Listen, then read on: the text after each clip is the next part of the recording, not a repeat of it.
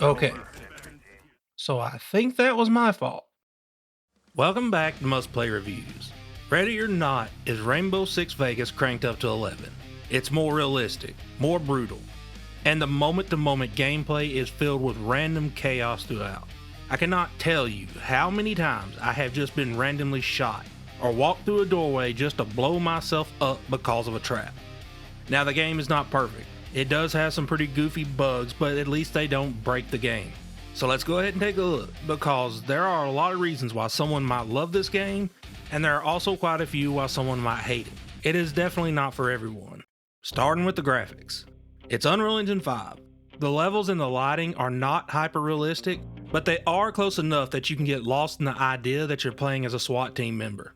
Now, I don't really care for the way the flashlights look in the game. They look a little bit better with the bounce lighting on, but at the same time, you do have to use them, because there are worlds where you cannot use the night vision because the level is just too bright. And you still need to peek into those dark corners because the enemies definitely like to hide there. The textures in the game are really crisp, and the image quality is mostly clean except for one thing: TAA. Sometimes it's just broken on certain objects like hair and trees in the distance, and it just creates that weird blurring artifact. This game takes place in Los Sueños, which is a fictional LA type town. It's got its bright moments, but it also has its dark, gritty underbelly. For instance, there's this one house you go to, the people have dug tunnels to connect their drug dens together, and these houses are just destroyed messes. Then you have big tech facilities, gas stations, hotels, and a lot more, and they all offer a very different experience. There is one mission though that I did not expect, and that was this weird backwoods world in the middle of the forest. These dudes were crazy. They had traps everywhere, and the house was a complete disaster. We're talking holes in the wall, covered in fencing, and signs everywhere. And you really had to watch your corners, because these guys would just shoot through the wall if they even thought you were on the other side. They did not care what they shot at. But that is one of the things that makes it so much fun to play. You never know what's going to happen. As far as performance goes, there are some slight drops, but if you have VRR enabled on your PS5, it does smooth them out a bit for the most part. So it's not too bad. Now, I do have to give a big shout out to the sound in this game. It is just as important as the visuals. Usually audio is just a background character, but here, you need to listen to the world. You need to listen to your teammates, even in single player, because they can warn you if somebody is coming up behind you. Even if you're indoors, the rain has a different sound to it when it's hitting the roof. And the guns have this echo and reverb that allow you to pinpoint where you're being shot at from. It all comes together to create this visual and auditory sensation that makes the game feel better to play. Now for the gameplay. This might be the part that turns people off. This is not a run and gun shooter. It's not as simple as Call of Duty. You have your squad options similar to Rainbow Six Vegas, but they are much more detailed here. You also have the ability to look under doors with a snake camera, pick locks, or place wedges under a door to stop people from flanking you while you search a room.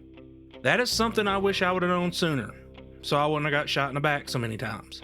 You can't sprint in this game, and you can't technically duck either.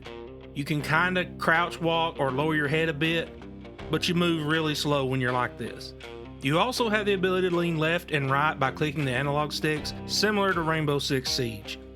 But you move even slower when you are leaning, so you have to be extra cautious. So one of the main reasons I wanted to play this on PS5, even though I know it runs better on PC, was the adaptive triggers. In games like this, when they are used correctly, they enhance the gameplay. You can feel the trigger pull when you shoot, but the coolest part is the left trigger. When you pull it down just halfway, your character readies the gun up, but he doesn't look down the sight. This lets you move around, ready to fire. And when somebody does come into your frame, pull it up the rest of the way and line up your shot. It just feels so natural to do it. However, though the controls aren't perfect, I keep messing up and leaving the lean setting toggled on or off, which is annoying. And using the weapon wheel or the order wheel can be a bit clunky. It's definitely a more complicated control scheme, so be prepared for a learning curve. Now the game is not easy. I have been playing it and had a lucky streak where I'm just doing everything right. Then all of a sudden, I pop open a door, forget to check one side, and boom, blasted with a shotgun. Game over, start over again. And that leads to the worst part of the game, which is the loading. When you die, you are sent back to the police station, and the loading isn't the fastest. Then you have to slow walk your way through the station back to the mission desk just so you can try again. It's more of an annoyance than it should be. Now, if you're playing in single player, you actually have to keep an eye on your squad's mental health. There are times when you have to send them to therapy or hire new members because they're too stressed out, and it just adds a bit of management to the game. But without a doubt, multiplayer is the ultimate way to play this game. There's just no way around it. It is incredible. Planning a breach with friends, laughing when it goes completely wrong, or just panic firing when you get ambushed and accidentally shooting the person you're not supposed to. So even with the game's minor annoyances, I'm going to give it a verdict of play. But of course, the choice is always yours. What are you going to do? Are you going to play or pass? Thanks for watching. Would you kindly leave a like and subscribe? And I will talk to y'all later.